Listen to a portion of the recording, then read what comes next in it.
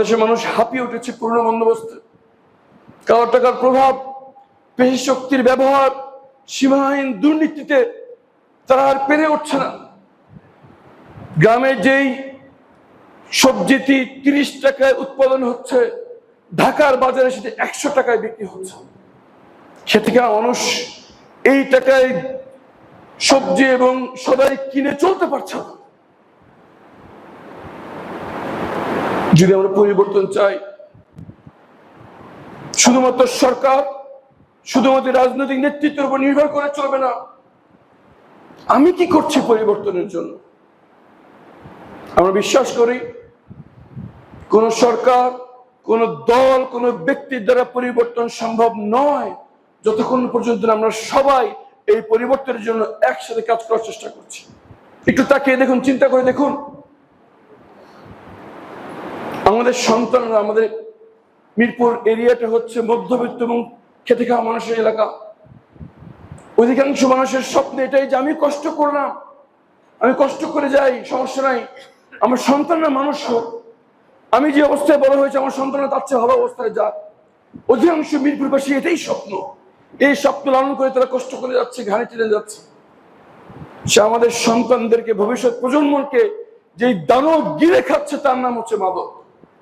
প্রকাশ্যে মাদক বিক্রি হচ্ছে, স্কুলের বাচ্চাও জানে কোথায় গেলে মাদক পাওয়া যায়। চিন্তা করে দেখুন তো, যারা মাদকের ব্যবসার সাথে জড়িত, যারা মাদকের মাধ্যমে লাভবান হচ্ছে, তারা সংখ্যায় বেশি নাকি আমরা চাই যে আমাদের সন্তানরা মাদক মুক্ত নির্মল একটি পরিবেশে বড় হোক? তারা সংখ্যায় বেশি, নিঃসন্দেহে আমরাই সংখ্যায় বেশি।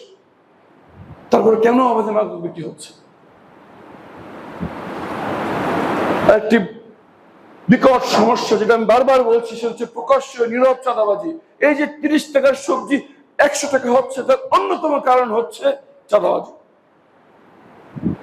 যারা চাঁদাবাজি করে, যারা চাঁদাবাজির মাধ্যমে সমৃদ্ধি লাভ করছে, আমি যদি কাগজ নিয়ে লিস্ট করতে বেশি, হাতে গুনতে পারবো এই কজনই কাজ করছে, কিন্তু এর জিম্মি, এর ঘানি টানছে লক্ষ লক্ষ মানুষ।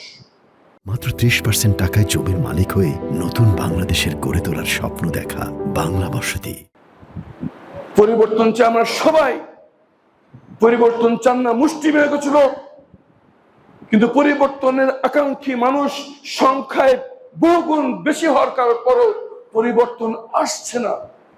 তার প্রধান কারণ হচ্ছে আমরা দ্বিধাবিভক্ত। আমরা দেখি আমি কোন জেলার, সে কোন জেলার, আমি কোন পীরের মুরিদ, সে কোন পীরের মুরিদ, আমি কোন ফেরকা, সে কোন ফেরকা, আমি কোন মাযহাব, সে কোন মাযহাব।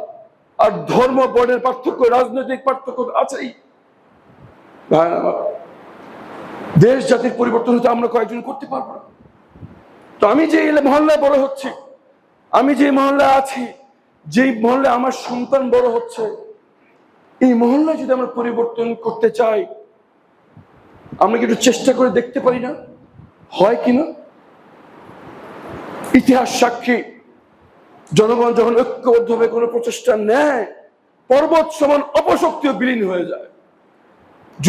জুলাই আন্দোলন আমাদের এখনো আমাদের চিন্তা সতেজ রয়েছে। সম্মানিত উপস্থিতি কিরাম, আমরা যে এই পরিবর্তনের আকাঙ্ক্ষায় যে কর্মসূচি নিয়ে আমরা মাঠে নামছি, সেই কর্মসূচির নাম হচ্ছে পাড়া মহল্লা ভিত্তিক আইন শৃঙ্খলা বিষয়ক নাগরিক কমিটি।